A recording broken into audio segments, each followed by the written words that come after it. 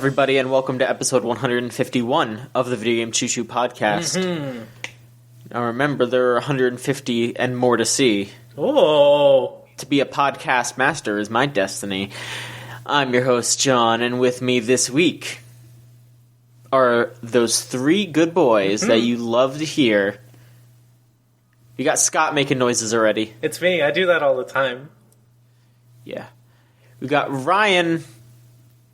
Hey, I thought maybe you'd follow that up with something, so I was giving it like a little bit of like a beat.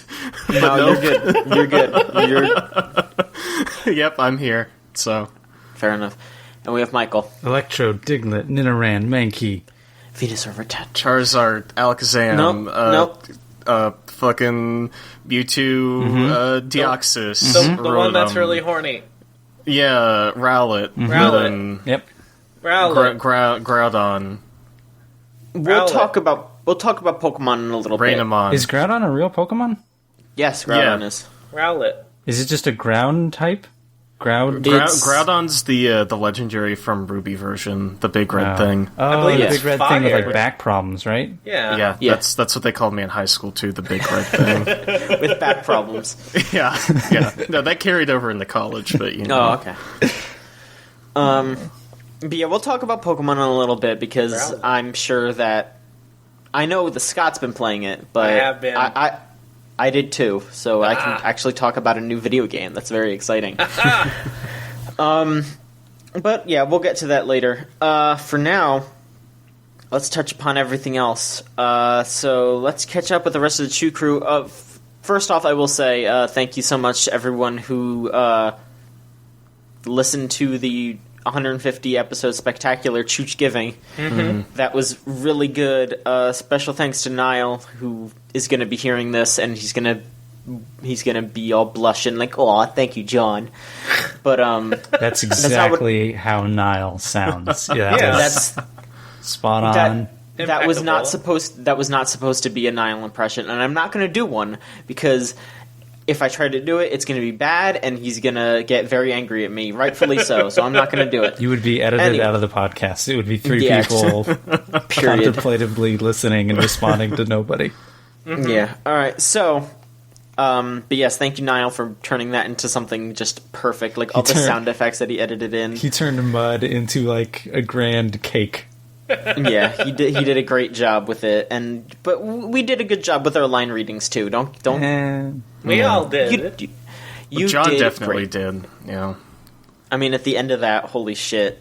I was like after I was done making those noises, I went back and listened to it, and I was like, "How did I do that?" Like I was really scared. I recorded a take where I sung something that didn't get in, unfortunately. Yeah. I was going to do like a whole thing for my lines, but then I was leaving to go home for Thanksgiving break, and like as I was walking to my car, I remembered that I forgot to record my lines, and so I came back up to my room and did them in like 30 seconds. They were very good. So, thank you. They were very, very good. That's a little behind the scenes action. Be on the lookout for our podcast Season 5 Collector's Blu-ray, where we will have an entire director's commentary on the last 50 episodes of the podcast.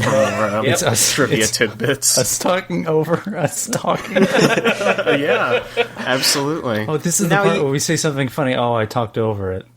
Yeah. Now you see, I should have stopped talking about now, but I don't shut up, and it was a really bad move. You can't hear this, but I am banging my head against my desk listening to them talk about anime again. It's pretty terrible. This is when I muted my mic and got up to take a piss for 5 minutes, and when I came back... This is when I muted my mic and peed into my sink because my headphones couldn't reach. This is when I muted Jesus This is when I Christ. muted my mic and put my hands in my head in my hands and just cried. Oh, I don't mute my Whole mic for that. podcast. I don't mute my mic for that. Oh boy. But yeah, so this past week has been quite an adventure for at least for me, but we'll get to that later. Folks, how about y'all?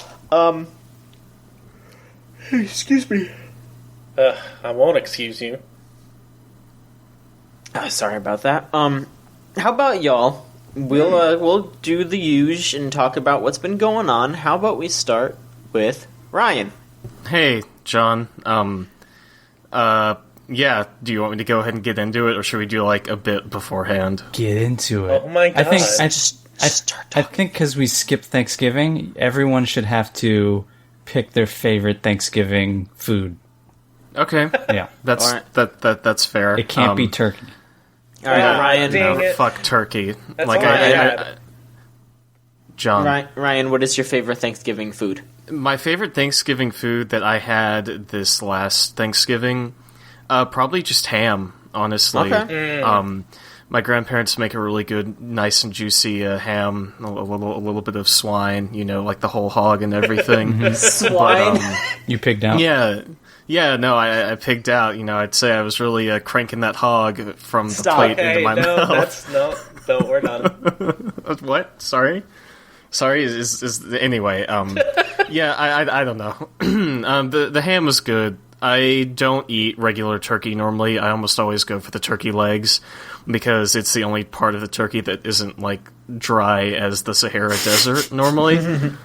I had some really good green bean casserole too, so that was nice. But Underrated. it is. It honestly is. Like we make it with those fried French onions and all that, and we've got like a family recipe for it, so it's usually pretty good. I've been up to a lot since the last time I was on a regular episode. Not the non-canon Thanksgiving special. That is the only canon. It's what are you talking extremely about? canon. Yeah, absolutely. But I went home for Thanksgiving. I'm at the end of my semester, and I've been extremely, extremely busy with finals and projects and whatnot. But I have been doing some other stuff. I have been, I've been. Oh yeah, doing it. I've been. Yeah, absolutely. I'm living it day by day. I'm taking it in. I'm Good I'm description. cruising along. Yeah, no, absolutely. Detailed.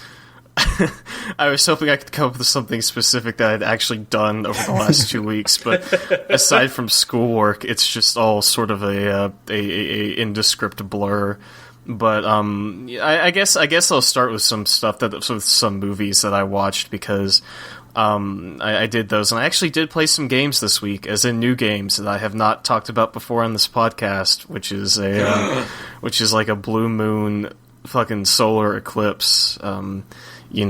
So savor it because A rare event, if you will. Yeah, exactly. Not a rare event as in I played Banjo-Kazooie, but a rare event as in it is very infrequent. But the point is, I watched some movies. I think I talked about on this podcast how I had been watching all the Friday the 13th movies at some point, and I finished those. Nice. So I saw the first 10. I didn't watch Freddy vs. Jason or the remake. But, some of those are really entertaining. Some of them are not. And I think that's that. I watched the third and fourth Hellraiser movie, which were both awful. I don't know if any of y'all are familiar with Hellraiser at all, like, outside of, like, the first film. Anyone? I have seen bits of Hellraiser 3 on TV once. Sure, yeah. I am, I don't know. I like the first and second Hellraiser movie. I like the first one because I really enjoy the concept behind that movie, and I think it's really interesting to see it because it's a very, and it's adult in terms of its themes, but it's also adult and just like it feels like a more kind of mature type horror film, but it's still kind of weird in places, which I can really respect. And then I like this second one because it's insane. They take the stuff from the first one and they're like, okay, let's explore this, universe we've created, but let's have a guy who's an evil doctor that becomes a Cenobite and flies around with an umbilical cord poking out of his head while bellowing doctor-related one-liners and shooting scalpels out of his fingers. It's like, I don't know what the boardroom, the script writing sessions for Hellraiser 2 were like, but it feels like a movie where they just kind of threw everything at the wall and they were like, no, this is all good. This is all good ideas. And I love movies like that because they're so uninhibited and it's great. But Hellraiser 3 and 4, I don't think are very entertaining because they take themselves way too seriously. And all those movies take themselves seriously, but in the first one it worked, and in the second one it kind of worked too because it was just so absurd. But 3 and 4 are kind of in that middle territory where they're just not very enjoyable to watch, in my opinion.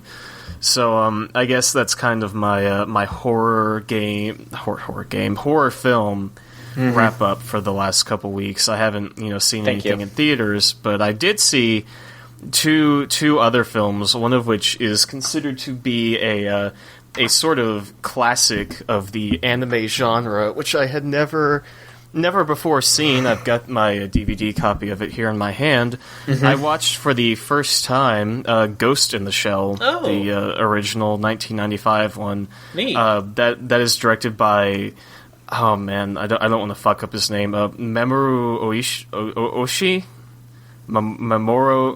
Mamoru Oshii.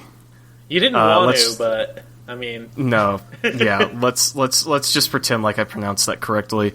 So I don't know. I don't know if there's any room left for hot takes on Ghost in the Shell in the year 2016. Well, it's only like a 20-year-old movie, so 21, yeah. But not to mention all the extremely hot takes around the new Ghost in the Shell movie, but yeah, I'm avoiding all that. But I will just say, for having had this movie hyped up to me for a while, and this is something that'd been on my list for forever.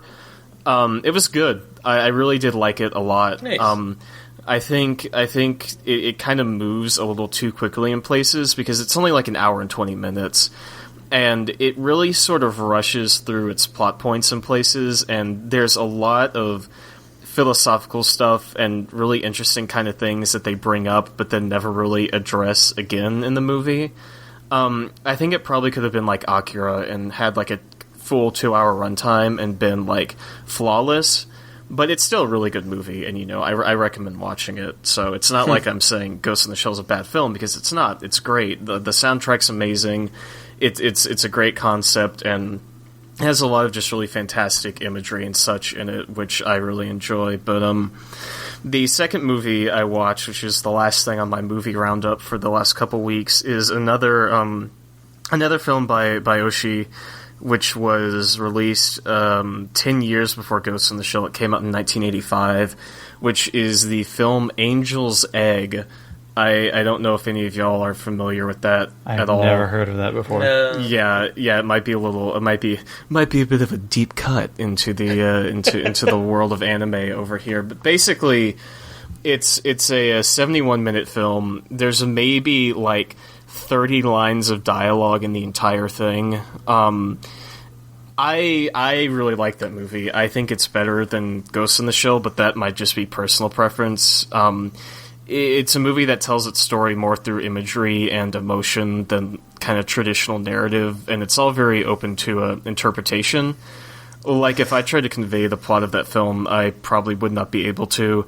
There's a girl, and they're in, like, a very fantasy, like, dark, post-apocalyptic fantasy universe, and a girl has an egg, and there's a guy who may be a soldier or something, and they walk around for an hour and 10 minutes, and things happen, but it looks really beautiful, and there's a great soundtrack, and it's super emotional, and I don't know.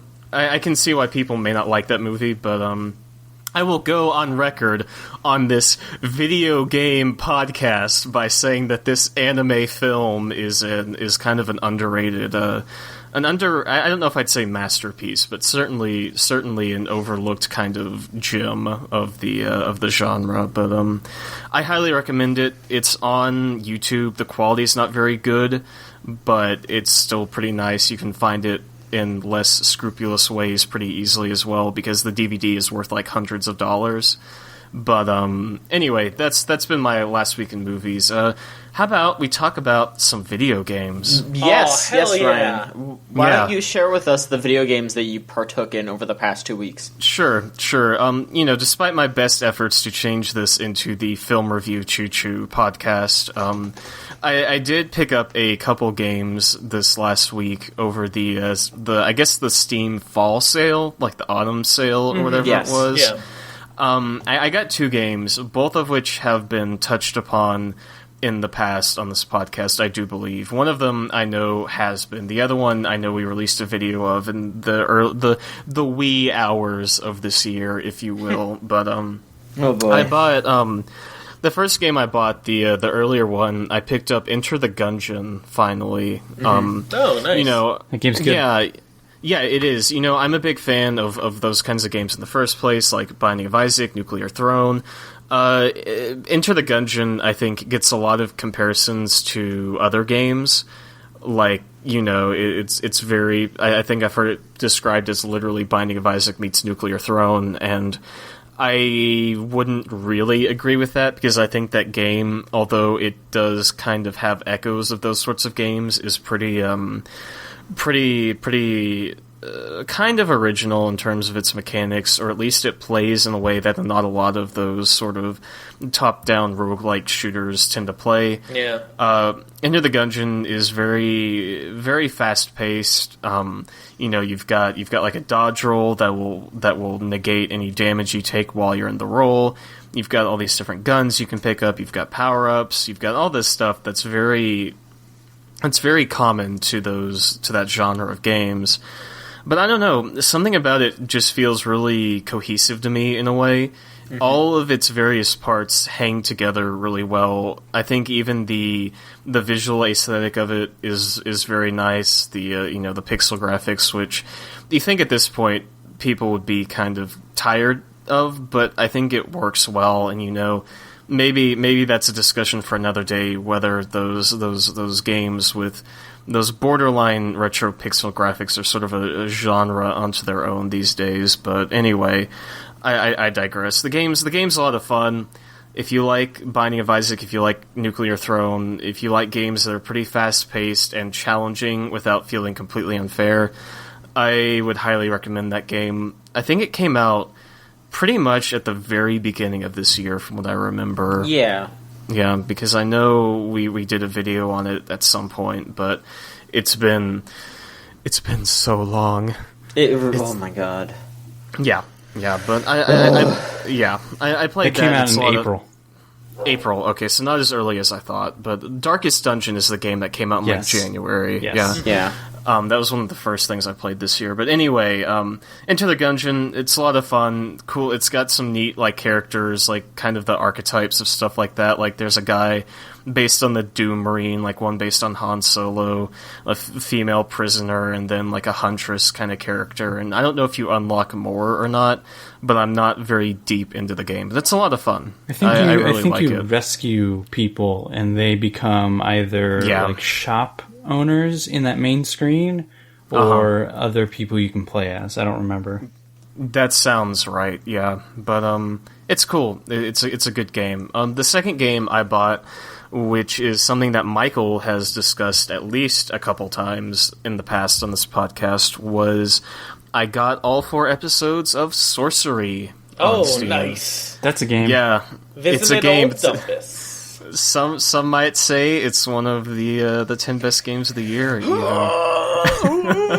Some might also say that about Enter the Gungeon, but I didn't really get to play a lot of games this year, and some of the ones that I did play were not very good. So I don't know. My game of the year list, spoilers, will be like the 10 games I played this year, more or less.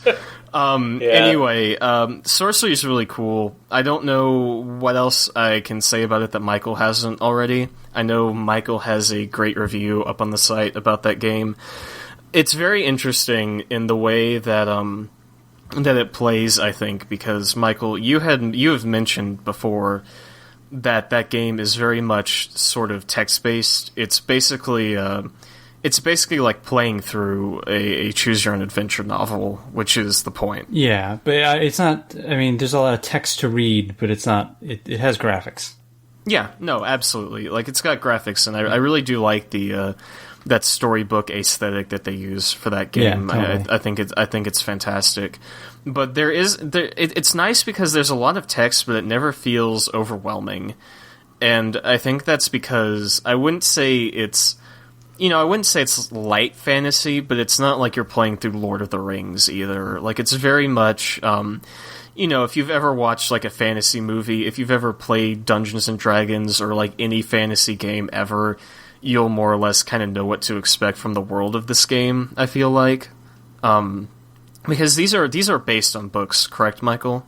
I don't know, because I've never read the books. It says it's based on Steve Jackson's Sorcery, which is a series of books he did with the same name, so I assume either it's the exact same story or some elements are similar.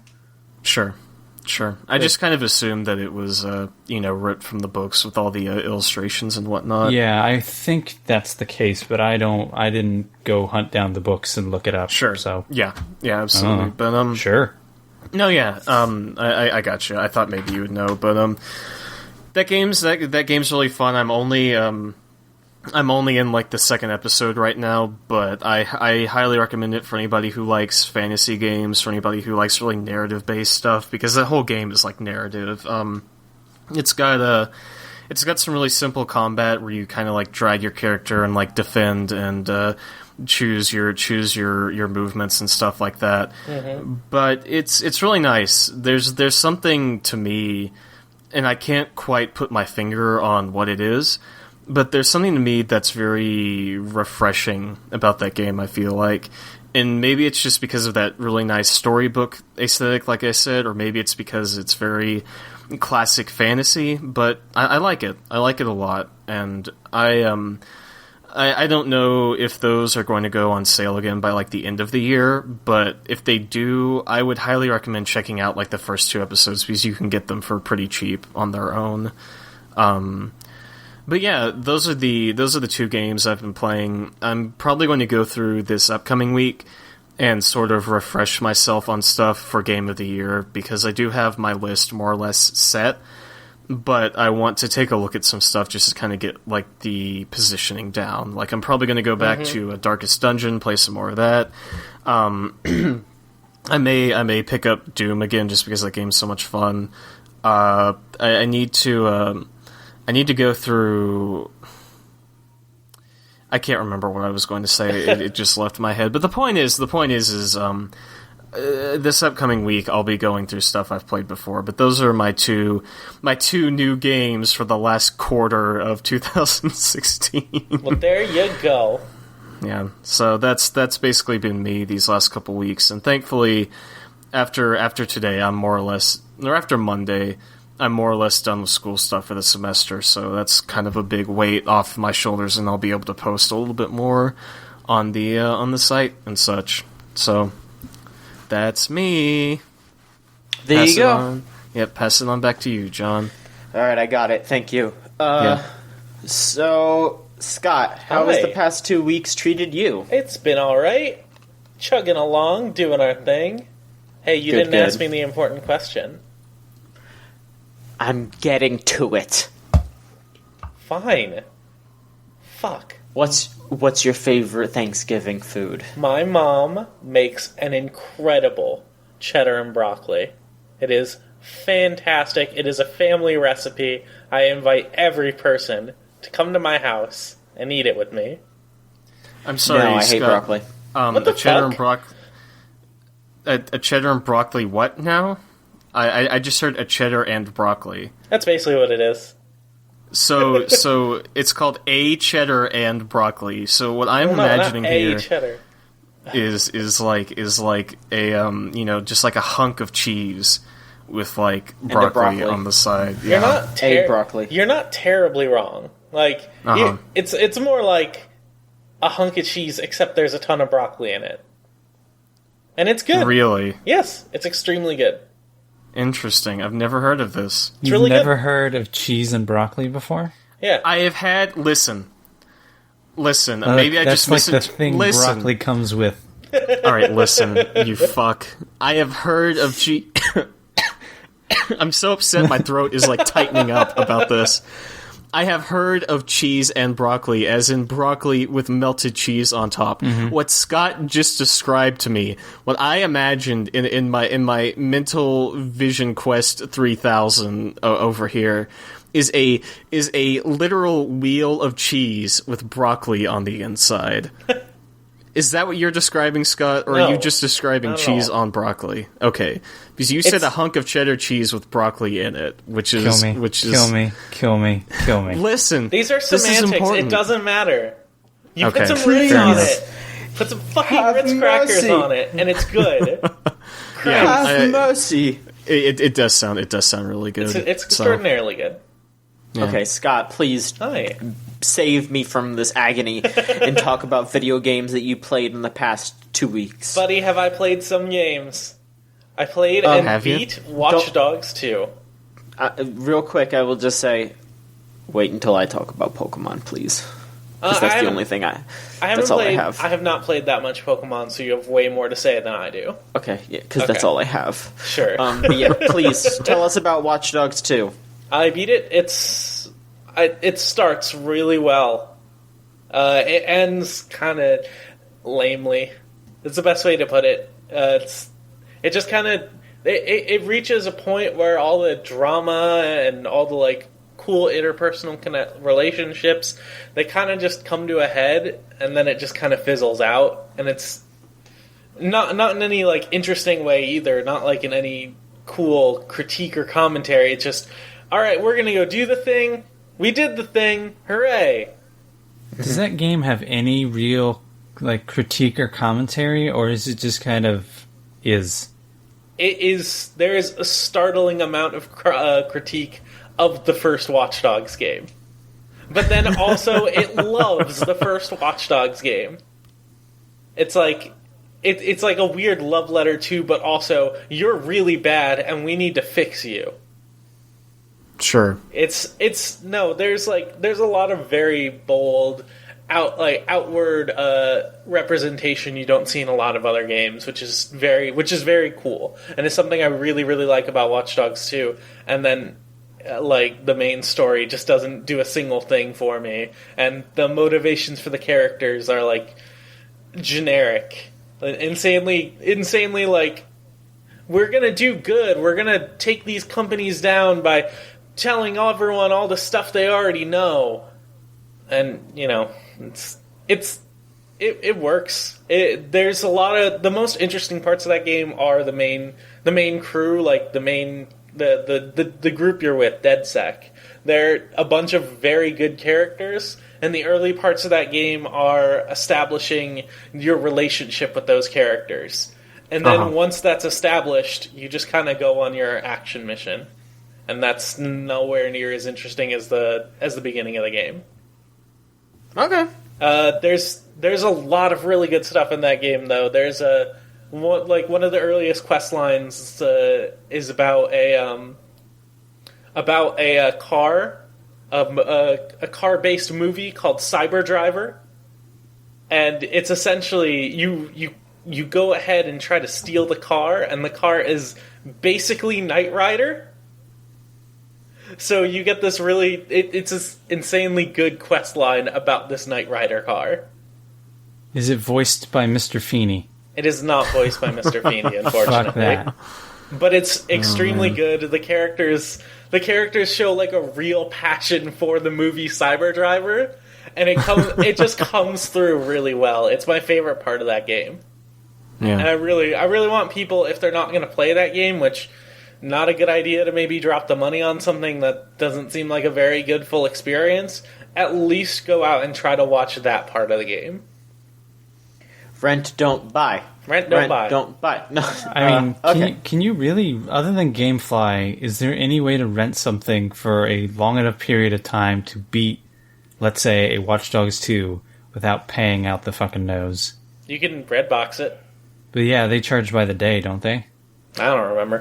Yeah, they All charge by the I know day. about Redbox is every time I see one, Dark Souls 3 is the game they show off, and I don't know why.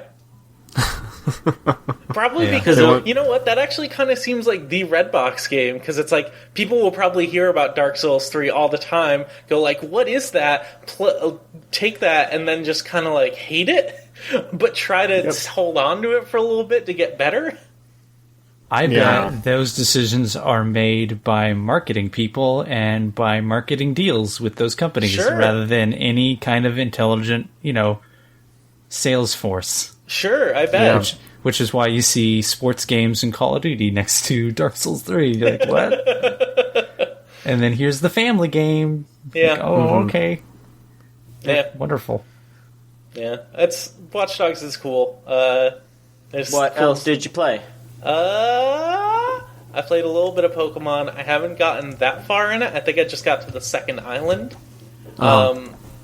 What I've been mostly doing in Pokemon is I've been getting my friends together, and we've just kind of been building Pokemon. One of them they've all kind of beat the game while I'm just kind of like chilling out doing my thing right now. I mainly play it when I'm at work and I don't have too much else to do. But we kind of just sit down, find Pokemon we like but aren't necessarily good, and then try to build them into something cool.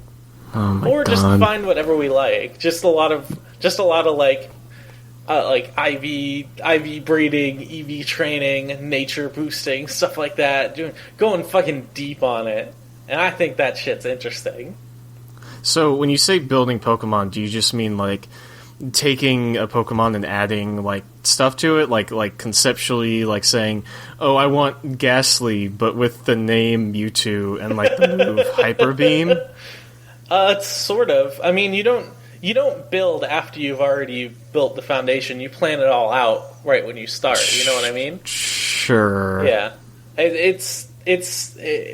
We just kind of like go out of our way to plan the exact thing, like what stats we want to increase, what stats we think would be cool to have. Like gotcha. one of them I'm doing is a Decidui. I don't remember how to say it. Decidui, yeah. The grass sniper.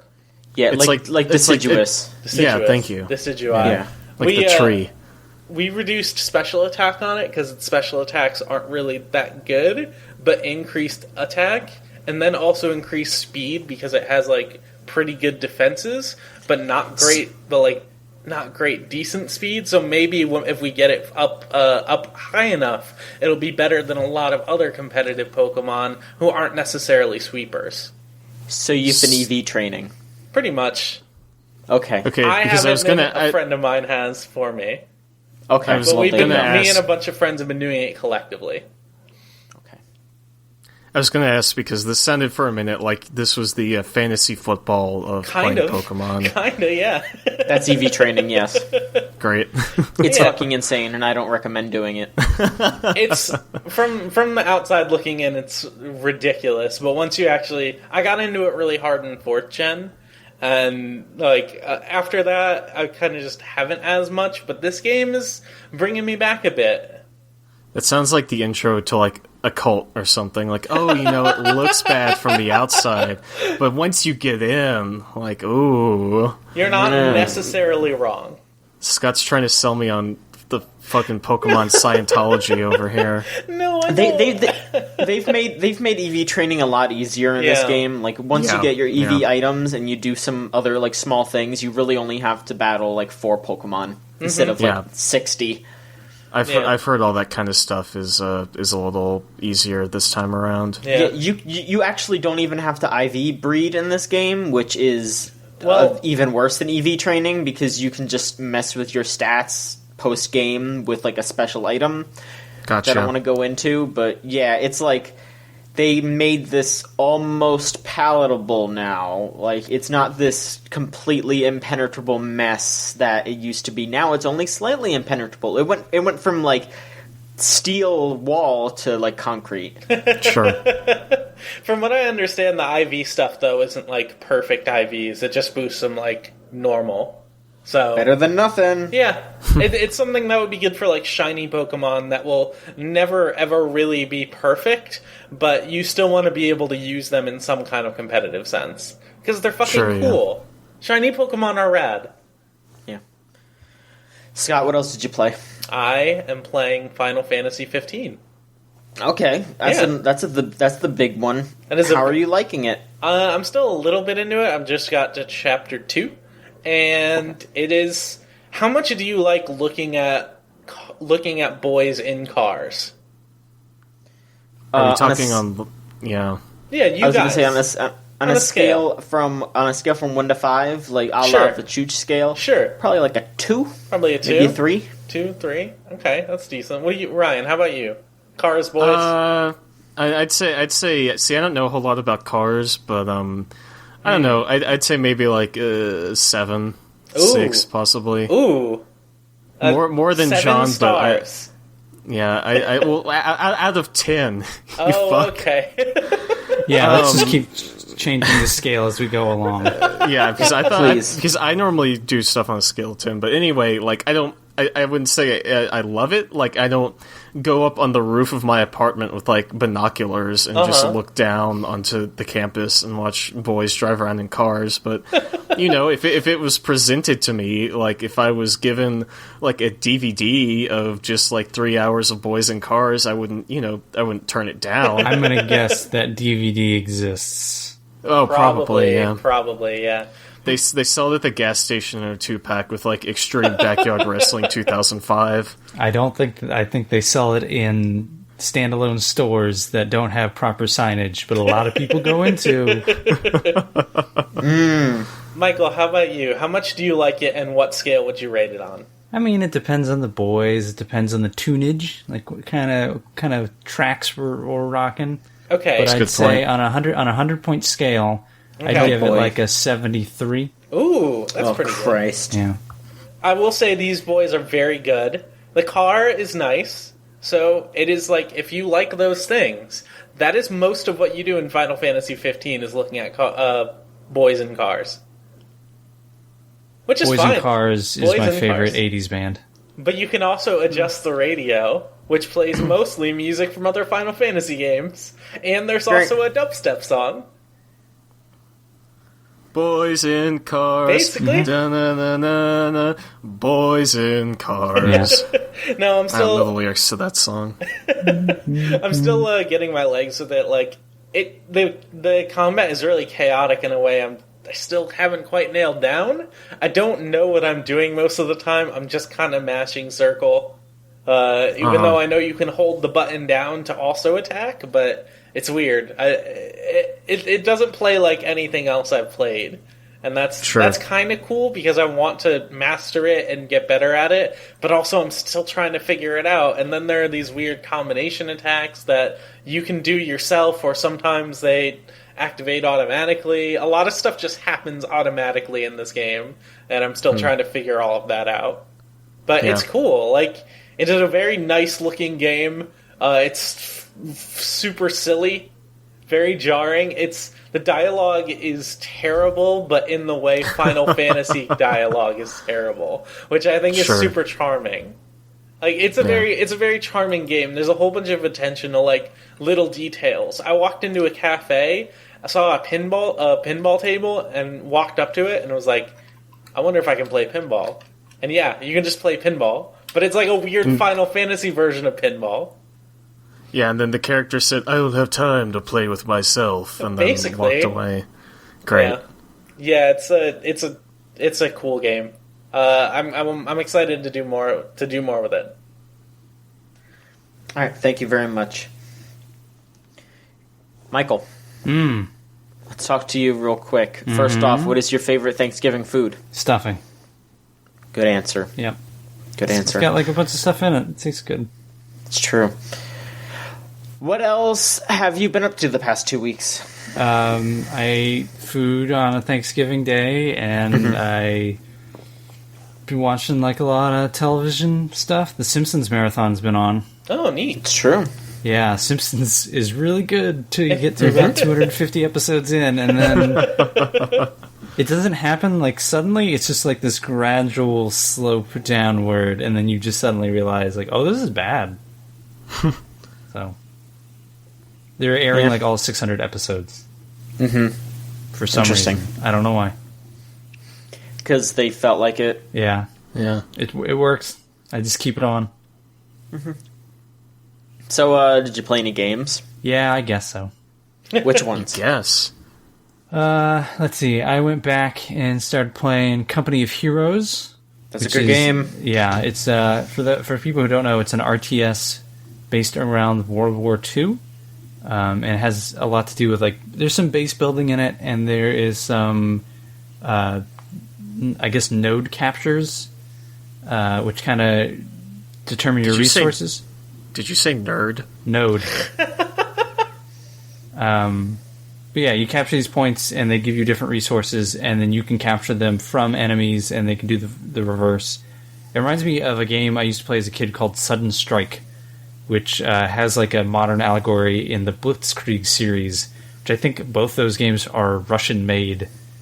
I don't know why Russians are making a bunch of World War II RTSs, but they are. Mm-hmm. And it's just you controlling dudes, and you can put them in houses, and they all strive to be like pretty historically accurate. So I needed something refreshing away from Battlefield 1 and its fucking horrendousness. I dove back into Prison Architect. Hell yeah. I've put like another 20 hours into that game. It's something you can just like do and pause and then come back to, or just leave it running for a while. Yeah. I finally went back, and I was only like 2 missions away from beating the campaign, and then went back and did all the optional stuff in the campaign to get achievements. Game's still good. Yep.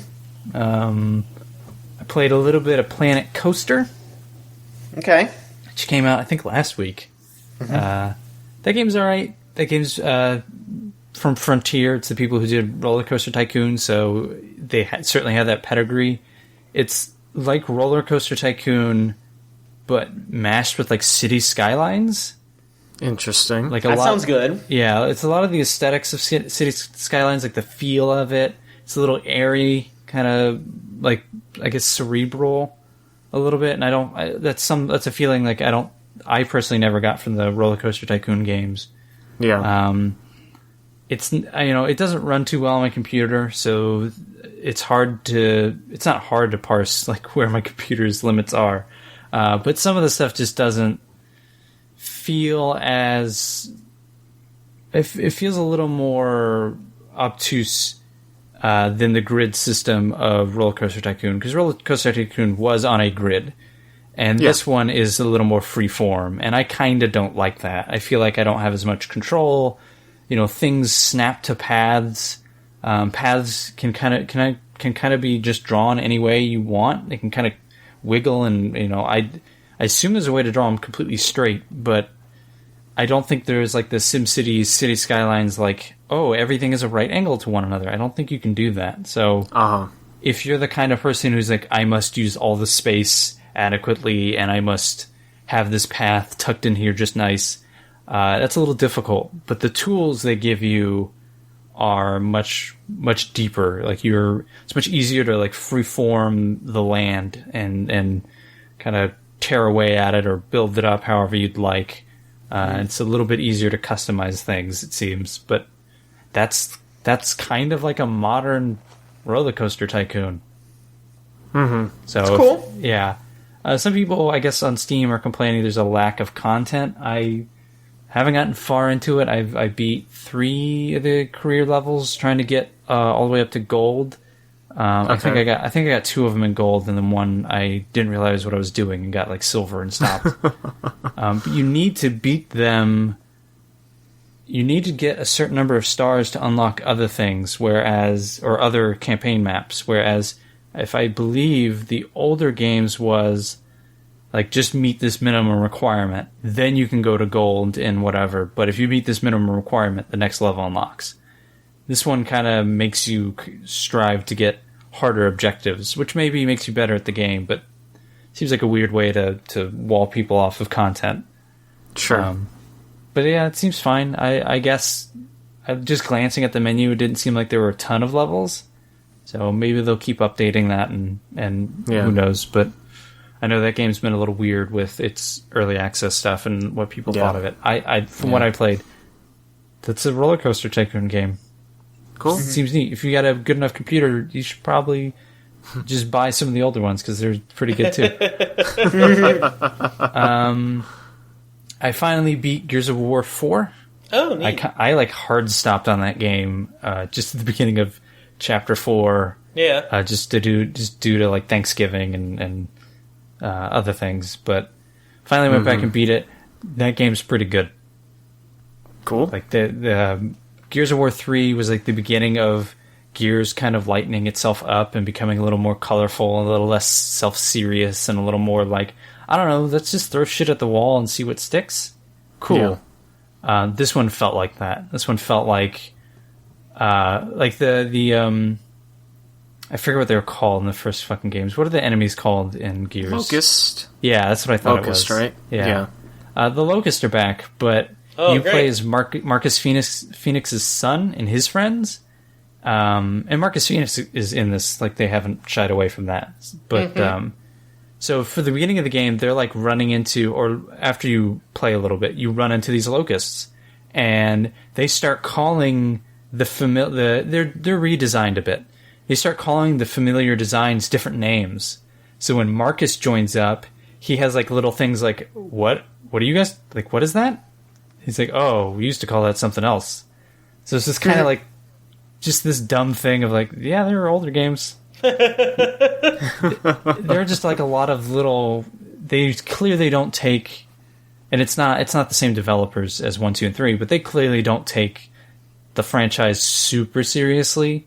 Sure. Like, it doesn't come across like Call of Duty does, where Call of Duty takes itself very, very seriously. Gears of War is like, hey, we did the combat right. This world looks good, and it does. Mm-hmm. It looks incredible. And then let's have Marcus Phoenix yell about his tomatoes. Like, fuck it. Sure. Like, there's just a lot of good moments in that game, and it's a fun game. It's totally worth playing through. So, like, I heard a really common criticism about, like, that part of the game where the Locusts are back was, like, the earlier parts of the game were way more vibrant and pretty, and, like, the second half just kind of goes back to the same drab brown and gray. Do you feel that way? There are a few levels. There's one level in particular where you're in a dam. Right. That level is very drab. Yeah. And I don't think the entire second half does that, because especially the last chapter, it just kind of goes colorful again. You're outside again. Gotcha, yeah. But, yeah, there are those moments where, like, this is a fucking Gears ass. There's, like, railings and scaffolding and, like, things I wouldn't touch because they look really dirty. But they do a really good job in those environments. Occasionally, like, there's one environment where you are, I think it's an old cog fortress, and you go in there, and there are just dead cogs, just like dudes in their armor, just like laying, and there's a one-off line of like, I forget who says it. Someone says to Marcus, like, didn't they say there are only like a handful of cogs left in here? He's like, yeah, they lie about a lot of things. There's just like 20 bodies strewn around you. It's like, jeez. They're getting better at that kind of environmental in-world storytelling. It just makes the Gears of War universe feel like an actual universe. Okay. The ending is a little shit. I'll say that. It's a fucking. Yeah, I heard that. It's a cliffhanger-esque fucking cliffhanger. It's just like Doom ended, where Doom was just like cliffhanger done. Yeah. See you next time. But that game's good. Like, that game's really good. I played a little bit of multiplayer. I still suck at Gears multiplayer. And I want to play some Horde mode, but I don't know a ton of people who have it. I know like 2 or 3 people have it, so maybe I can convince them play some Horde mode, because that's where the fun is. You could wrangle somebody up. Yeah. And then finally, I've been playing a lot more Overwatch. Nice. Yeah. Okay. I made it up to level 25. I still have to play my placement matches because Season 3 just started. But hey, that game is really good. And it's not really that overrated at all. Like, that game is good. It's super good. It's a cool game. Like, in those kinds of games, usually I have only 2 or 3 characters I like, let alone play as and get good as. This game, I feel like every other character I feel pretty comfortable with. Yeah. And then there are 2 or 3 where I feel really good as. And I like that. Unlike my life, where I literally get yelled at if I don't play as Diva, so... Come on, boy. Just play some other things. You play Reaper too, and you're a good Reaper. I get yelled at every time. Tell those boys. different people. Tell those boys to log off and just play for yourself. Have fun. Yeah, Have fun. please. I want to be free. You want to play? We can play, and then I'll make you play as fucking Diva. You play as Diva. John, we'll make you play as fucking... I don't know. You know what? Never mind. Great, good one. Mm-hmm. Yep. Yeah, real good. Way to come in with nothing to say. Listen. I was trying to think of like an inherently shitty Overwatch character, but there really aren't any. Yeah, there isn't one. So there you go. Yeah. Yeah, there's the problem. Yeah. Who are you gonna say? You're right. Widowmaker's great. I love her. That grappling hook is fun. The only time I ever think, like, oh, this character is shitty, it's just like, no, I'm just shitty as this character. Yeah. Sure. Like, I've seen people, like, I'm not good as Zarya, yet I've seen people fucking destroy as her. I'm not good as Mercy, but there are really good Mercy players. So, but I really like Hanzo, and I really like Mei, and there's another one.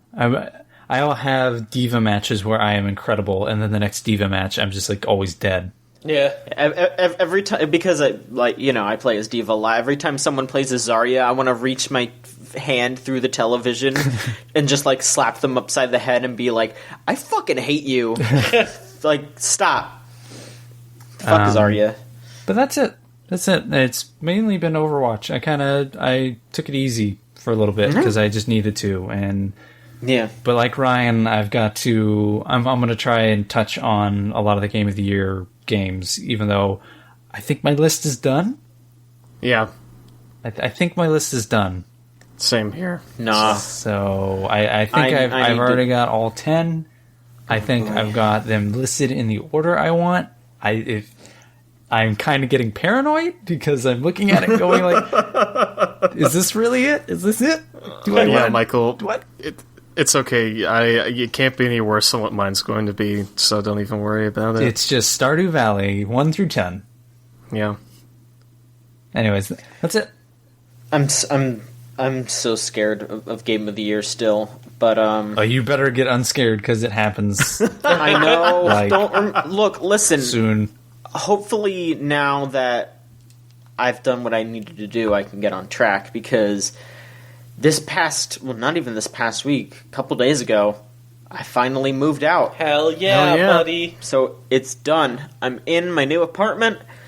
Living in Chooch headquarters. I wish that this was just Chooch headquarters. I mean, technically it is now. Yeah, I guess. Well, my roommates are nice enough. I haven't really hung out with them too much, so, I can't make a complete judgment call. But, they've been welcoming. So that's fine. They haven't murdered you, and when they saw the video games and the Yu-Gi-Oh cards, they seemed stoked. So yeah, exactly. Those are all positives. I'm sure we'll be fine. Mm-hmm. I'm just saying that I would like to get to know people before making a complete call. But like I said, they seem nice. But it's a nice room. It's like 5 minutes away from the campus that I'm going to be going to in a couple weeks. Cool. It's right near a Blaze Pizza, so nice. There you go. Incredible. Yeah. I didn't realize it when we were in LA. You made us go to a Blaze Pizza, so I've had Blaze Pizza. It's good. Yeah, it was. I mean, I forgot about it, which tells you a lot about it. But it was good. It was worth going to. It's not like this, like, oh my god, but. It's not that expensive and it's pretty good, so I'll... It's a step up from, like, the typical Pizza Hut, Domino's, Papa John's. Exactly, yeah. Yeah, like, that's something that I'll probably be going mushroom, to. But... There's mellow mushroom's pretty good. Mm-hmm. There's a mellow mushroom around here. I should probably head over there. Fine. There used to be one, like, right next to campus, but then it shut down that got bought up by fucking Urban Outfitters. I'm still mad about that every goddamn day of my life. How did mellow mushroom, like, not do well? Because, no, they did well. I think rent is just super expensive around here because places near campus shut down all the time. Gotcha. So, sucks. Yeah. But, so other than that, though, because I've crunched my numbers. I figured out how much money I would need to spend, and I was like, okay, I feel comfortable buying a new game. And that new game was Pokemon Moon. Hell yeah. And I thought about it for a while, and I've come to the conclusion that I think this is the new best Pokemon gen. I think this is... They finally did a game better than Heart Gold and Soul Silver. Yeah. Which is not to say that it doesn't have problems. Don't get me wrong. There's some shit in that game that makes me very mad. Yeah. But I'll go over the positives first. I think that game has... I wouldn't say it's like this revolutionary, incredible, like, top-tier story, but there's actually, like, a good cast of characters in Sun and Moon that that you get to... that, you know, that follow you throughout the game. They're not like attached to your hip like, say, Ash and Misty were in the Pokemon anime, because they sort of have their own like goals, and they're not just like following you around, but they like come from town to town with you, and it's like Lily will be like, oh, I'm going to check out this thing to try to find out some new information about Pokemon, and How is kind of like your rival in a way, except he's it's not like like a Gary style, like, I'm gonna kick your ass kind of thing. It's more just like, we're both doing the island challenge together, let's cheer each other on, you know, that kind of thing. And then the professor actually goes through the whole game with you, like, he supports you, like, everyone's supporting you in this game in some way, shape, or form, except for like the villains. But it's such a positive experience, you know, just like, you know, like, I mean, not, you know, Pokemon is pretty consistently like a feel-good thing where they're just like, yeah, you're the Pokemon master, you're the best in the world. But this game, everyone really wants you to be the best, and they know that you can do it, and they'll challenge you. They're not going to pull any punches, but that's because they really know that you're capable of it, and that's just such a good feeling of being like, yeah, I won, and that was because of me, and I'm so glad that you were there to cheer me on. Like, I don't know, like, it's a video game, they're fake characters, but it was still a good feeling when I was playing that. Yeah. They do some stuff in that game that I was really surprised that they did. There are two, like, end-game battles that, one of them, like, I'm not going to say what they are, but one of them is, like... Yeah, please don't. I'm not gonna. One of them is a promise that they... Like, not a promise that they made, but it's something that people found out was going to be in Red and Blue, and they took it out. Oh, huh. So, I'm really shocked that they finally made good on that. And then the other earlier battle... Like, if you've played the game, you know what I'm talking about, but... Oh, I think I know what at least one of these is. Like... It's fucking insane. When I saw that they did that, I was like, that shouldn't be allowed. That's nuts. It's illegal. Yeah, that is nuts. Like, that's something that I'm going to probably bring up end of the year as, like, best moment. Because, like, when that happened, I closed my 3DS. It wasn't like I just closed my 3DS and I was just like, wow. Like... But yeah, all the new Pokemon are really great. The way that they set up the islands feels really organic, just like going from place to place. It feels like a lived-in world instead of just like, oh, here's this town that's the snow town. This is the town that's near the volcano. Like, all the people that live in these environments feel like they explicitly came there because they wanted to live in that environment. They thrive there. They have, like... the community is structured around those things. Like, it feels so organic. Like, it really feels like you're going to these places and, like, experiencing them. I also really like how they're making do on the claim that humans and Pokemon are very in sync. Like, you know, in the older games, they would be like, oh, this is my Pikachu, it's my partner, and it would be standing next to them. In this game, there are so many, like, there's so many times where you'll see, like, a person and a Pokemon, like, actually working together. You'll go to a farm, and, like, the Miltanks and the Tauros are set up like you would actually see a cattle farm. And, I don't know, I really appreciate that. Yeah, I love a lot of stuff with that game. The big gripe that I have, though, is how they structured the online. Yeah. It is one of the biggest missteps I have seen in a video game. Like, it is such a step back from the other games. Yeah, because that was the one major thing I remember you mentioning in your review, and I remember a friend of mine asked me about the game, and I was like, yeah, well, John, he said he really liked it, except this one thing, like the online stuff. So, yeah. So, in X and Y and in Auras, the last two games, online was really basic and just really intuitive. You would connect to the internet on your bottom screen, and then it would allow you to. It would pull up like a list of your friends that own the game, and then there would also just be a bunch of random people, and you could just click on the face of your friend, and it would say like, "Do you want to battle them? Do you want to trade them?" And like Wonder Trading was a click away. Everything was just right there on the bottom screen, ready for you to do what you need to do. It was super fast. It was super intuitive. Like, I loved it.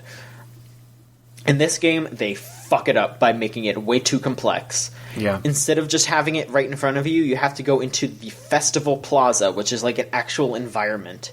And they set up all these like kiosks. And some of these kiosks are actually useful, like if you're trying to get into like competitive, or if you're trying to like raise Pokemon through friendship or stuff. Like, you can go up to one kiosk and it's like, you can feed your Pokemon this and it'll raise their special attack or stuff like that. But the main draw of the festival is that you're able to go around and talk to random people and get their information for some fucking reason. And you also use the Festival Plaza to trade and battle with people. And instead of just allowing you to have your friends list right there, they give you a full list of every single person that's in the plaza. And I mean, they populate your friends at the top, but it's still just like so visually jarring. Like, why do I have to see this list of like thousands of people? Like, I just want to trade a Pokemon with someone. I just want to battle someone. Like, it's so confusing. Like, Wonder Trade is buried under a bunch of menus. I don't know why they decided to do this. Like, I feel like they want to like make things easier for people and give people more options to like EV train and do all this stuff easier, but instead they just made it way more complicated, because it's like, just give me a place in the normal game where I could just fly over and buy some EV training stuff. Like, just let me click on two buttons and trade like I could last gen. Like, what was the problem with that? Yeah. It's so frustrating. Yeah. It's so frustrating.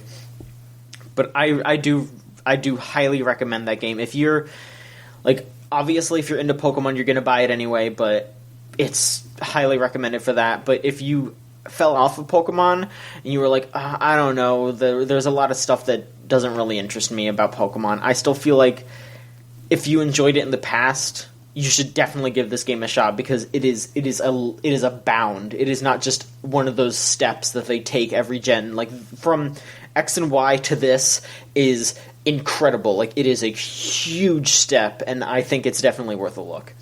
Cool. Very cool. So let's move on to news, folks. Hell yeah. So why don't we do some of the smaller stuff first? Michael, are you there? Yes. Would you like to do your news? Sure. There was a thing that was called Black Friday. That happened, yes. Did anyone go out for Black Friday?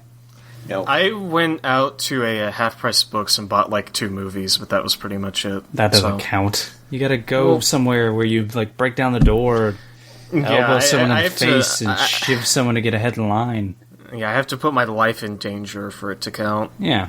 So Black Friday happened, and there were a ton of video game sales. So I wanted to look at like the stats, like what sold, specifically in terms of consoles. Like PS4 has been outselling Xbox One since they launched, but over the last couple months, Xbox One has actually started to outsell the PS4. Oh, well, good. So I was curious to see, like, especially with the new Slim is out, the PS4 Pro is out, the Xbox One S is out. That's a pretty confused market. So how would everything kind of come out? And Info Scout, which is a service that literally looks at receipts, looked at 1.2 million Black Friday receipts and kind of broke it down. For people who actually got up and went to a physical store, like Neanderthals, PS4 outsold the Xbox One by, like, doing math in my head, 16%. Okay, sure. And so that's a pretty wide margin. But the Xbox One S which is the only Xbox One that you can really get anymore, like that's what was selling. Whereas the PS4 Pro, which is their only 4K thing, barely sold. That was 3% of the market share. So the Slims were what were selling. But if you go to digital, it's completely owned by Xbox Ones. So the lazy people who sat at home bought Xbox Ones, and the people who went out physically, I guess, got PS4s, which I guess there were better in-store deals for PS4s? I don't know. But, yeah, that's it. There wasn't a lot of news, so that's the one I grabbed. Okay. Yeah, I guess, I don't know, I've heard that the PS4 is pretty steadily selling out, but that's abysmal numbers for a holiday sale like that. Mm-hmm. Who else had the other small news? Dude. Here, I'll just go. The Switch stuff. You're going to have to tell sure. people what to do. Yeah. Okay, I'm sorry. The Switch Host, stuff. my man. Okay, I'm sorry. Who had the Switch stuff? I'll do it. Okay, then go ahead. There are rumors of games coming to Switch. Wow, games on the Switch, who would have thought? Weird. One of them. Which games are being rumored to come to the Switch? Doing it, John! Oh my I know. God. I'm just talking to you. I'm gonna strangle you. Please, everybody take 5 steps away from the microphone. Don't walk around in a circle and come back. Please. Don't come back. Okay. Are we good? Don't come back. Are we good? Yes, I'm good. Okay. There's a version of Sun and Moon that is supposed to come to the Nintendo Switch that is titled Pokemon Stars. It is a full Sounds about right. HD version of this latest Pokemon generation. You know, Pokemon games always tend to go in like these 3-game cycles, first 2, then a third. Looks like this is what this one's going to be. It was originally slated for summer 2017, but it looks like it got delayed internally, so we can probably see it like this time next year. Maybe like fall, something like that. So that's interesting. A big full HD version of Pokemon. Really excited. I wonder if the sprites will be HD, or if it just will be HD resolution. Well, it's all 3D now. Like, there's no more sprites. Or, I mean, I wonder if the art assets then will be HD and upgraded, or if they just One of the leaks that came out was like a very early model of Pikipek, which is much higher resolution than what was available on the 3DS. They were working on this alongside of Sun and Moon, but it looks like they delayed development just so they could get Sun and Moon out the door on time without getting delayed. Sure, so, that would make sense because it would take a while to, even if you're making them at the same time, it'd take a while to up-res those assets, or even to make new ones that are appropriate resolution. Also, Binding of Isaac, the developer hinted at a Switch port. Binding of Isaac Rebirth had its second expansion, Afterbirth Plus, and that was it was suggested to be a PC-only update, but it looks like it's not only coming to the PS4, Xbox One, but an unannounced console in the spring, boy! PS Vita 2. PS Vita 2. Exclusive. You heard it here first. Yeah. I don't know that much about Binding of Isaac, but, you know, it's cool. I like that game. Yeah. So. Also, the biggest one, the one nobody would have expected, Mario vs. Rabbids RPG coming to the Switch. That's right, the Rabbids are back. The Rabbids are like those, they're like those, what are they called? Those little yellow things Minions. from, like, Despicable Me? Yeah, I thought those were the Rabbids, right? No. Exactly. No. They're the same. They're practically the same thing, but no. No. They're Ubisoft's nondescript, non-trademark infringing rabbits. Great. Rabbits were first. They were Yeah. first. Minions Weren't have a lot to rabbits answer for. Weren't they originally like a Rayman thing? Yes. Yes. How depressing. So it looks like the game's focus is going to be in Mushroom Kingdom. The Rabbids are going to be invading, killing everyone, finally. And it won't just be Mario and Luigi. It looks like other friends will join the cast with a heavy focus on Yoshi. So we can expect, confirmed, Yoshi will eat some Rabbids. Thank boy. God. Finally. Yoshi's Island 3. This is the Super Mario RPG sequel we've all been waiting for. Finally, everything I've wanted. The rumor is that it's going to be a turn-based strategy game a la Fire Emblem 2, which makes no fucking sense. That sounds like shit. Yeah, like, if it was just a very standard child-friendly RPG, I would get it, because I guess kids like Rabbids. Like, they actually had a Rabbids TV show not that long ago. Really? It did not last very long. Yeah, but I mean, I get what they're trying to do. You know, I would understand that. But a turn-based strategy RPG? Like, what? I mean, Super Mario RPG was a square RPG. Like, you would not have said that was a... I know. Yeah, like, my point is... I don't know. Hold on. Let me actually finish my sentence and make my point, please. That was RPGs were kind of complicated, but kids still played them.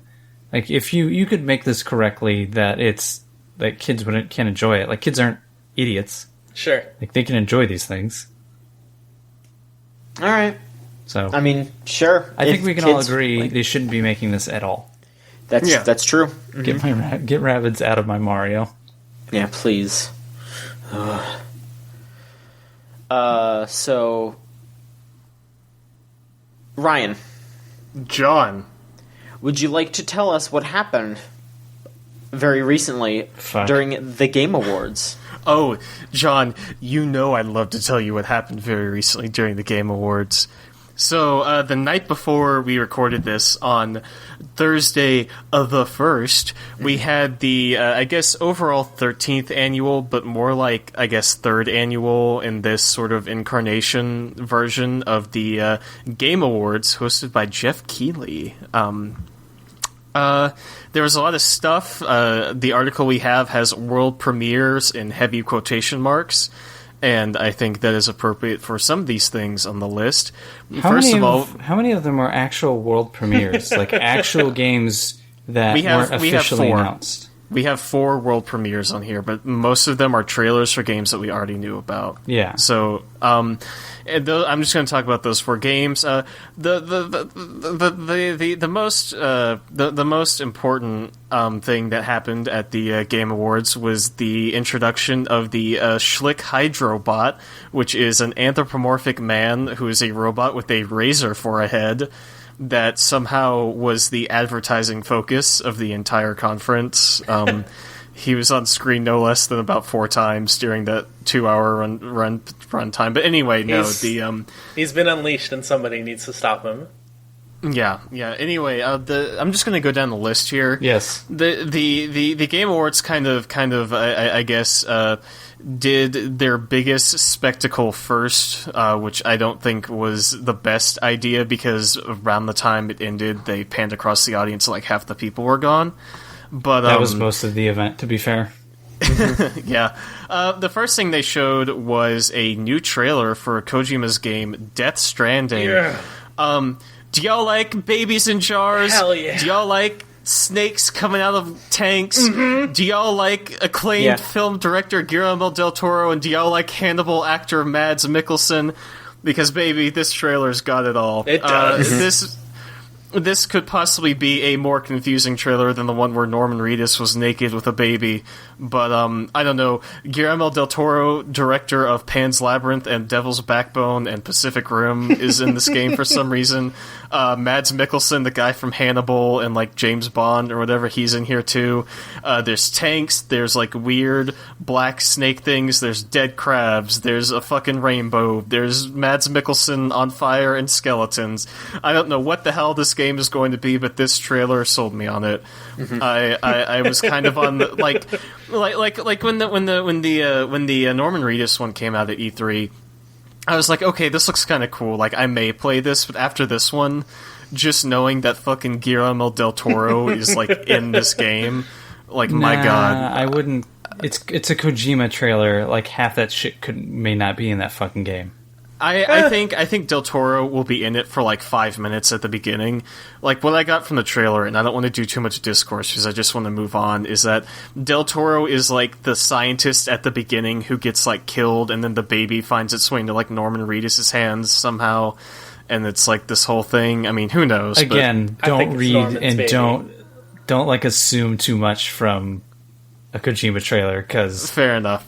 there's a lot of bullshit he makes and puts out. I can hope. Sure. But the second game we have on the list here is more footage of Legend of Zelda: Breath of the Wild. All right.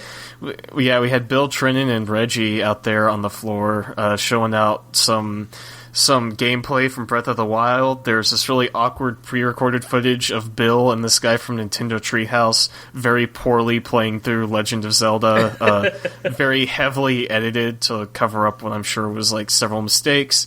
They didn't seem very charismatic, but anyway, it sure looks like a Zelda game, and it kind of looks like a Dark Souls game also, which I will not harp on, but that was the opinion that Michael and I reached watching this last night. There was straight up a point where Link did a Dark Souls backstab. Like, it was... Yes. Yeah. Yes. Yeah. There is an anthropomorphic Birdman. There was some girl wearing Link's clothes, so that's interesting. Hell yeah! I don't know. I think that just may have been a weird shot of Link. I don't think that was a girl wearing Link's clothes. No, You think? there was a shot where Link was explicitly standing next to her. No, that was Zelda, I assumed. Yeah, but she was also wearing the clothes. I just thought she No. was wearing the same colors. Listen, I think I don't know, who It cares? was about the same thing. Who Whatever. cares? Like It's I not said- like it's gonna like have I a said- fucking story anyways. It's Zelda. Yeah. like I said, I am not going Zelda to harp has on a the... rich, deep lore. Listen, the next game shown off at the Game Awards was Prey, and not P-R-A-Y, but P-R-E-Y. This is a game being published by Bethesda. I forget who it's being developed by, but they Arcane showed Austin. off some... Arcane Austin, yes, that's right. We had a conversation about that when I was 3 beers in watching the Game Awards. Anyway, they showed off Prey. It looks pretty interesting, in my opinion. You're on a space station. There was like a prequel of some Cold War Russians talking over footage that looked like it was from Alien. There's some aliens that are like made of like black ooze or something. You have abilities. You have some cool abilities in this, and watching this, it reminded me a lot of BioShock. Actually, you have like these guns, and you also have these science fiction kind of abilities in your other hand. And I don't know, there's something about the visual style of this game, too, that reminded me of BioShock. But anyway, there's one you can, like, shoot out a black hole. The other really cool one is that you can mimic stuff. Like, in the trailer, they showed the main character turning into a coffee mug and then rolling through, like, the glass partition on, like, a help desk or something. So, that looks pretty interesting. I don't really know a whole lot about that game, but, I know there was an older one, and I'm kind of sold on it. Like, I'm like where I was with the first Death Stranding trailer. I'm intrigued enough that I might decide to play it. But the fourth game we have here, and sort of the last, and the last of the big announcements, was we saw actual gameplay from Mass Effect Andromeda. The second time The we've second seen time. actual gameplay. The first time, Really? but also Yeah. the second time. Yeah, Yes, they said it was the first time. It's the second time they said, here's the first time you'll see gameplay. So Yeah, it's fucking wild. Great. Anyway, yeah, it looks pretty. It looks pretty fluid in terms of the combat. It's very actiony. It looks like this game is going to have a crafting component. It's going to be a lot more exploration oriented, which I feel like we already knew. It looks pretty cool. There's a lot of familiar stuff from the Mass Effect games in there, like the spaceship design, the different alien races, all that kind of stuff. It looks neat. I never finished the Mass Effect games. I've always meant to, but What? Andromeda... What? go back play those games. Yeah, You're they're crazy. good. Yeah, I got like part of the way through the first one, but then I got stuck in a combat situation which I could not beat, and I was so frustrated that I stopped playing it. But anyway, that's what happens when you put all your points into speech in a Mass Effect game, I guess. But Yeah. Mama. yeah, It's not anyway. Skyrim. Yeah, that's how I play Bethesda games. But anyway, fucking Mass Effect Andromeda looks pretty neat, science fiction, cool stuff. There are a few other smaller announcements. There's a new Shovel Knight something. I'm not entirely sure if it's an expansion or a standalone thing. Nobody It's an expansion. knows. It's an expansion. I It's thought an you said it was- expansion. I thought you said it was standalone, John. There was some talk back and forth, but I think they finally came out and we're like, yeah, no, it's just the next free expansion. Okay. Okay, well, it's a prequel expansion called The Spectre of Torment, which stars the Spectre Knight. It looked very. I know those games have always been very Mega Man-esque, but the Spectre Knight gameplay reminded me a lot of Castlevania Yeah. for some reason, Yeah. and maybe that was just the aesthetic of it. There is another Walking Dead season coming out called Walking Dead Season 3, and it did not look horrible. The setup looked kind of cool. There is another game called Dauntless, which is co-op coming out of Phoenix Labs, some sort of like fantasy thing happening. Halo Wars 2 had a trailer. And of course, possibly the most important announcement short of the Schlick Hydrobot, or whatever the hell that thing is called. Gearbox is coming out with a... Christ. I think it is a remaster of Bulletstorm, correct? Yes. Yeah. Called, it's a remaster of Bulletstorm Full Clip, and I seem to remember that the pre-order bonus for this game was that if you get Bulletstorm Full Clip before it comes out, you are able to play as the one, the only, the king, Duke Nukem. And this is not only Duke Nukem, but it is a Duke Nukem voiced by John St. John, who sounded like he was. Like as much as I joke about Duke Nukem, John St. John really sounded like he was phoning it in for this one in that trailer. One Like, take. Let's just do all Yeah. this shit in one take. Here we Yeah. go. Yeah, he was kind of just like a hail to the king, baby. All right, Yeah, whatever. I could basically hear that baby. that cash register like ching like in the background, and I don't think he's sick of the character, but he did not seem very enthusiastic about that game. Because he did the remaster stuff for Right. Duke World Tour, and that was fine. But this was very like, yeah, I can't believe there are more aliens, baby, and it's like, please give this man a rest. But Let him sleep. Put Yeah, Duke Nukem to sleep. Anyway, that's the video game awards roundup. So some neat stuff. There was also some pretty bizarre kind of shitty stuff that happened, but I won't harp on that. So anyway, John, are you the last one who has Yes. news today? Okay, Yes. so I'll toss it to you then. So mine is a rumor, and by the time you hear this, it will be confirmed or denied. So confirmed. Yeah, It's going to be basically, confirmed. It seems like it's going to be confirmed. But I'm gonna talk about it because I'm very excited. This past week, a bunch of leaks came to be. It started off on NeoGAF, where someone claimed that Marvel vs. Capcom 4 would be announced at the PlayStation Experience, which is happening pretty much right now. Like, it's tomorrow, and the Capcom Cup is happening as we speak. So that's, it's supposed to be announced at the end of the Capcom Cup, so, it'll have happened. So according to the rumors, which again, this is kind of the part that's up in the air, because first there was the NeoGAF leak, and then Polygon and Eurogamer both had sources that said that this was true. So according to some of the other rumors, this is going to be a reboot of Marvel vs. Capcom. It's not going to be called MVC4, it's just going to be Marvel vs. Capcom. And there are two reasons why they're doing this. One, they're going to focus completely on Marvel Cinematic Universe characters, so they are not going to have any mutants or Fantastic Four characters. So no Doctor Doom, no Wolverine, God damn it. no Magneto, Thanks, none of that. Fox. Yeah, no Deadpool. Oh, that's okay. But Deadpool was fun in MVC3. yeah, Yeah, he was. yeah. But the other thing is that supposedly it's going back to 2 characters. Oh, Yeah, in MVC2 they bumped it up to 3, but supposedly they're going back to 2 characters with an assist character, just like Marvel vs. Capcom 1. Interesting. Yeah, which is an interesting way to go, because I don't know. I haven't played the older Marvel vs. Capcom games, but we'll see how that goes. I played a ton of 2, and it's like playing that. I've played 2. Playing just 2 and 3, like 3 characters feels like such a big part of that game's identity that going back to the original format just seems weird. There were a bunch more games. Like, there are more of those games that did not have 3 characters than they did, because there was X-Men vs. Street Fighter, Marvel vs. Street Fighter, there was X-Men Children of the Atom, which was the actual first one, and then there was Marvel vs. Capcom 1. So there were 4 games before MVC2. Sure. But yeah, I don't know. It's. I guess I understand why they're doing it, the MCU stuff, but it's a little upsetting. But hopefully they dig a little bit and get some like weirder characters in there. Like I hope because they have the rights to Blade. I hope they put Blade in there. Oh man! Holy shit! I hope that they. Wesley we have a question coming in, so we can hold on our wannabe characters for the questions. Okay, we'll do that later. But yeah, so it's a bit of a bummer, but whatever.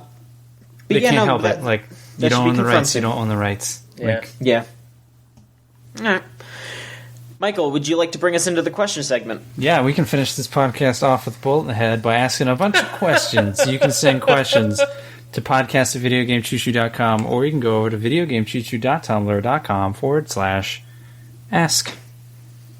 And you'll sound like snap napping. I want to apologize to the first 3 people. They sent their questions right after our podcast 2 weeks ago. So they've waited a very long time to ask these questions. Hopefully 150 was still fun enough for you. Yes. I hope you had a good time. We actually answered your question within that podcast. You just got to rearrange our words. Snapnapping asks, what video game would you turn into a board/card/tabletop game? Let's start with John. How about a... Well, there already is a Witcher board game, like a video game version of a board game, but I would love for them to make a physical copy version of that isn't as just completely bonkers as that game is. That game is...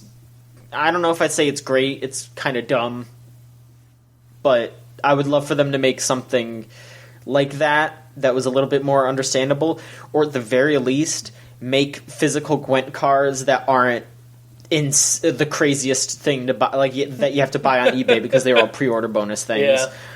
Like make actual physical Gwent, especially if this Gwent takes off. The should game have stolen those cards from E3. Yeah, God, they were just sitting there. We should have taken some. Yeah, You know what I next year maybe. Yeah. You know what I think would be really cool? How about an Overwatch version of chess, but like you only pick 6 pieces? I think that would be all right. That could be good. Yeah. I can see that. I could see that working. Ryan? I'm going to go with the pen and paper RPG kind of standpoint of this.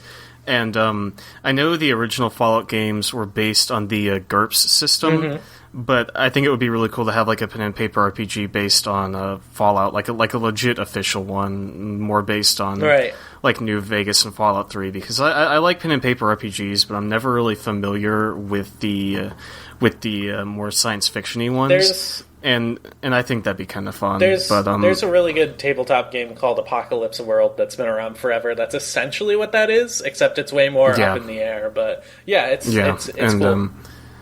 I actually have a like fan-made Silent Hill pen and paper RPG, sick.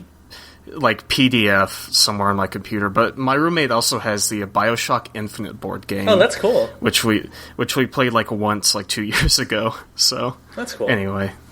Yeah. I have 4 words, and then I'll move on to the next question. Okay. Brink, the card game. No. Shut the fuck up. Fuck off. That's Anonymous asks, Tubby Custard or Tubby Toast, why? And then they go on to add, you do not get to keep the Tubby Custard bowl. Aww. I'm going to take a hard pass on answering this one. Everyone must answer, starting with Scott. Tubby Custard or Tubby Toast? Tubby Toast. I mean... Tubby Toast, John. I just slather that tubby custard down my gullet. I want to guzzle it. Nobody knows what it's made of. Fuck. Ryan. I'll tell you when I eat it. Listen, John's description of tubby custard just grossed me out so much. I'm going to have to say tubby toast, even though I don't really know what the fuck's going It's on. probably just fucking mayonnaise. Yeah, I know it's like a Teletubbies thing, but Jesus Christ. I was gonna say custard, but John fucking grossed me out too. So Thanks, John. You ruined fucking tubby custard for all of us. More for me. all right. Anonymous asks, if Duke Nukem had Steam, what game would you gift him? Duke Nukem Forever says he knows his fucking place. Bad Rats, so he feels a little bit better about Duke Nukem Forever. I wouldn't. He'd probably play Bad Rats and be like, "This is awesome." I love the racism. Yeah. He wouldn't be aware that it's racist. Fuck. Yeah. I would give him Counter-Strike Source because he probably really loved that game. So Give him fucking... I feel like, I was thinking like Ark Survival or Rust, because I feel like that's the kind of game he'd be, it's so good, it's like the last game I ever have to buy. And then we never have to see him again because he's too busy playing that. That's really good. Or whatever, he would stream it out. He'd be that fucker. You're right. Like, stream it out. Every time someone donated to him, would be like, fuck yeah. A pair of titties would appear, like a titty gif, like anime hentai titty gif would come on the screen. Yeah, I love when you subscribe so I can see my titties. I love this. Keep donating and they'll keep bouncing, baby. Yeah. Fuck. Sometimes when you find the truth, you don't like what you find. That's what just happened with me. Anonymous asks, how's the cold weather been treating the crew? What cold weather? Two of us live in Florida, and one of us lives in Texas, so... today... Oh, no, go ahead. Today it was under 60 degrees for like the first time this entire year, and it's been like in the 70s like all month, and it finally dropped to under 60 like today. So same here. Let me tell all of you about 30 degrees. It's great. It's always happening. It doesn't stop. I had a draft on my window, and I just put up like some sweet ass plastic, and my room has been real toasty since. Covered that bad boy. I had to shut my fan off because it was too cold in my room the other week. Fuck you. Fuck off. Fuck everyone. God. Hugs McGee asks, how much do you bench? Rarely. I'm usually like in a chair or on a bed or something. Sometimes a couch. Benches don't really come up a lot in my daily life. I think my phone weighs about like 3 pounds. No. Yeah. Something like that. That's a heavy phone. It's a heavy phone. That's a heavy phone. You have a lot of photos in there. Thanks. Anyone else? I don't normally go to like the actual gym or anything to work out, but I do have some like hand weights that I use to exercise with, and the one I normally use is 25 pounds, and I just do like curls with it and shit like that. Hell yeah! So getting those fucking gains. Ryan could probably toss me across the room. Like, I need to make sure that I'm never insolent around him because I feel like he's just gonna fucking rocket me across the. I'm not ripped. I'm not like fucking buff Slender Man over here. Buff like, Slender Man, not Slender Man. I just try to keep myself in shape, you know. Ripped fucking Slender Man sneaks up behind you and then shows you his pecs. Fuck, this is terrible. God. You can hear him coming because you hear the rattle of his pill container. He leaves a small trail of like protein powder wherever he goes. You see him standing in the highway, but he's flexing. Oh my god. Anonymous asks, what new characters would you hope to see in the potential upcoming Marvel vs. Capcom 4? Okay. I will add that we should try to keep it as legal as possible, or just who gives a fuck and just toss something in there. Duke Nukem. Yeah. He's back, Shut baby. He's in Bulletstorm. You wasted your answer, Scott. Good. That's it. Duke Nukem is a waste of everything. Don't worry about it. Alright, you want me to go first? Please. Yeah, sure. Hit us up. Okay. So Blade, because Marvel does actually have the rights to Blade. Yeah. They should have Ghost Rider with the the muscle car now, the new Ghost Rider. He has to be based on Nick Cage, though. Come on. No, it's the new Ghost Rider. Yeah. He's great. I want. There were some rumors around when Marvel vs. Capcom 3 came out about Doc Ock, and I want that to happen. That would be nice, yeah. Squirrel Girl would be cool. Too OP, yeah. I mean, whatever. Like, I would love to see some more Guardians of the Galaxy characters, because I wasn't really a fan of Rocket. But, like, maybe Star-Lord or Groot. Groot would be really cool. They'll probably go all out Guardians of the Galaxy, honestly. Yeah, especially because it's rumored to be coming out around the same time as Guardians, so, you know. Yeah, I mean, they're probably going to go real heavy on, like, Spider-Man characters, too, so I would love to see some, like, weirder, like, Green Goblin on a fucking glider or something. Mysterio Would be really cool. I had some ideas, but for Capcom characters, I don't know, it's kind of... Poogie. Yeah, Poogie. Poogie. If they're gonna do anything from Monster Hunter, it's gonna be whatever they're called, like the cats. Yeah, the cats, palicos. It'd be a palico. I can't really think of any like newer Capcom characters that would really fit, because it's like someone from Dragon's Dogma. It's like who? That's why they gotta bring back all the Darkstalkers, baby. I mean, I'd be down with that. Hell sure, yeah. Bring in some more Darkstalkers characters. Like, hell yeah. You know, I'd love to see some different, like, maybe put in like Sylvia from Beautiful Joe. Yeah. I'd love if because they have done every Mega Man except for EXE. They should put Mega Man EXE in there. That'd be nice. Yeah, I mean, I can't really think of anyone like new, you know, like I would love to see one of the newer Street Fighter characters. Like, all right, I'm gonna Fong. hit. You get two more, and then we're gonna call yours. Yeah, You're just going, dude. We gotta move on. You're just naming good. characters. No, I'm good. Okay. You can go on. Ryan? I'm sorry. Yeah, wasn't one of the Marvel vs. Capcom games called like Fate of Two Worlds or something? That was 3, yes. Yeah, well, I personally am looking forward to Marvel vs. Capcom: A Fate of Two Franks. Frank West versus Frank Castle in the showdown of the century. That was who I forgot. Yeah, because I think it'd be really cool, even if they just put like Daredevil in, since they've got the Netflix series. But but that's you fucking knew that was going to be my answer. Like, there's not even a question. Just bring in. That's No, go ahead. Sorry. No, I was just going to say that's all I can think of off the top of my head, because I'm not super familiar with like all the Marvel universe film Netflix stuff at this point. Bring in Netflix, Daredevil, Jessica Jones, and Luke Cage.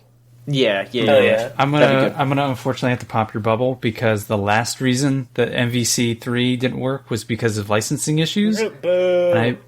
I bet bringing in Marvel, the production company that makes those, and Netflix, which I believe helps produce those, all under one roof, and then hope to keep that license. Well, they wouldn't have to be the Netflix versions. They would just be those characters. Yeah, those characters. So. Yeah, but that's why like MVC3 characters don't look like the Marvel movie characters or like the Cage Ghost Rider. They look different because of that specific reason. I'll go real quick. I'd like to see Captain Marvel, because I think she'd be a great addition. That'd be cool. Pretty much any like Marvel bad guy, like Thanos or Ultron, would be pretty dope. Oh yeah, that'd be Ultron. Yeah. And then for Capcom, the only ones I can think of was Monster Hunter stuff, because Monster Hunter is really popular, and I bet putting that in there would probably sell some copies. And then Asura from Asura's Wrath. Hell yeah. Hell yes! Yeah. So, Capcom, if you're listening. And we know DLC they are. maybe, something. We know they are. Let's end this podcast, because we're starting to run long. Sure. 4 more questions. Anonymous asks, what is the general consensus Please use your words on the live-action Grinch movie? It's okay. I have a story about this. All right, actually. Is it a long story or a short story? No. I can tell it very, very succinctly. Please. In my entire life, there are only 2 films I have ever walked out of. One of them is James Cameron's Avatar, And the second one is Jim Carrey's The Grinch. Good choices. I was a very young child, and I went to go see it with my dad. I don't remember anything about the movie, except that by the time we were about 20 minutes in, my dad was like, I'm not sitting through this, and we just got up and left. So Yeah. that's the only memory I have of The Grinch. So The Grinch was at the time when, like movies for kids started to lose their effect on me, and that was, like, one of those movies where it was that in-between spot where I was watching it, it's like, I want to like this. I like The Grinch, and I think I like Jim Carrey, but none of this is good. That movie. So that's like that movie blows. That's like your moment when you realize that movies could be bad. No, I'd seen bad movies, but they were all like boring movies. So like this one was just like, this is like actively terrible. Yeah, I had that moment when I saw Click with Adam Sandler for the first time. I knew better going into Click. Anyone else? Well, I was on Grinch? Not really. John? Yeah, I mean, I don't really remember too much about it. Honestly, I watched a little bit of it recently, and I was like, there's some okay jokes here and there, but I don't like the way that they, like, portray the Grinch and like how they portray the Who's and all that. Like, just it's so uncanny valley. Like, everything is so scary looking. Like, I don't know. And then there's the fucking baby Grinch, and there's a reason why there's a reason why people ridicule that like once a year, every fucking year. Like, it's horrifying, this fucking small child Grinch, and then they have a fucking like regular child Grinch, and he's like trying to shave and shit, and like trying to fuck a human or a Who, and I'm like, this is abysmal. Like, growing up and trying to be like, I'm gonna get married to this Who girl, and it's like, this is a fucking green child like talking about like shaving, and I don't know, it was fucking awful. That movie is directed by Ron Howard. Yep. Great. Yeah, that movie's bad. It's just bad. Last three, here we go. Shoeless, what is your least favorite mechanic that was used in a game you played? Ryan, we'll start with you. I do not have an answer for this off the top of my head. So Scott. There aren't a lot of great mechanics. I don't know. Scooter kind of sucks. Sometimes. Fuck He off. has good moments. John. God damn it. I don't know. This is a frightening occurrence going on here. You know who also sucks? Cindy. Boo-hoo. I mean, yeah, I feel like the first thing that comes to mind is just how pissed I am about this Pokemon stuff. Like, oh my god, it's such a step back. I'm not going to stop being pissed about it. I'm sorry. Okay. I never really, like, I don't think active reload is terrible. I don't get anything from it. Like, I know it makes your bullets better or something in Gears, but it's just like, oh, it's just this other thing I have to do. Great. Anyone else? No. Okay. Oh. Abject silence. Thanks, guys. Yeah, I mean, that's all I got. Yeah. Okay.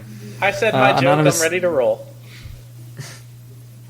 Anonymous asks, how do I get John's autograph?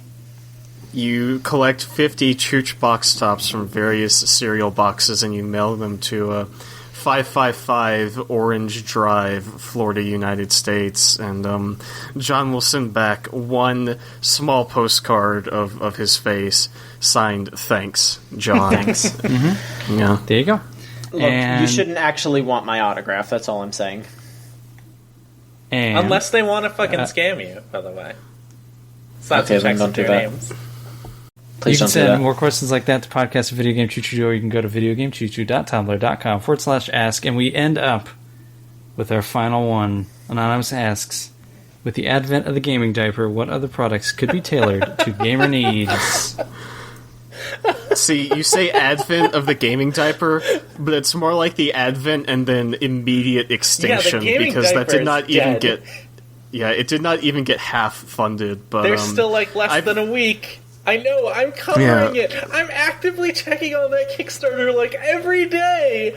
Jesus my God. Christ. What have I done with my life? My only answer for this is something that I've maintained for years, is that somebody needs to make those hats that you get at like the ballpark where you put the two beers Hell in it yeah, and then you like yeah. sip through the straws, but it has to be like Mountain Dew branded. And like that's it. I bet that exists. Probably. somewhere. Probably. The gaming condom. The only condom that will never be used. I'll do you one better. A game that's also a girlfriend. That probably exists. Love Plus, yes, Hell it does. yeah. Yeah, they have cat ears. Sometimes they do. Yep. John, round Yes? us off. End this. Okay, thank you so much, everybody, for listening to this show. We'll probably get a little bit more on track as this week goes on because I'm back in full force. Game of the Year is coming up, though, so yeah. Don't blame us for being a little scatterbrained because we're going to be trying to get that set up. So hopefully Also, in the new year. the year is wrapping up. Like, Yeah. there's not going to be a ton of news. Video Yeah. games releases dry up, I think, next week. So Yeah, we're gonna keep on trucking though. Please continue to support us. Leave a review on iTunes. Reblog or retweet our podcast when it goes up. And thank you very much for listening every week, those of you who do. And we will see you next week with another episode of the Video Game Choo Choo Podcast. Chugga chugga. Good night.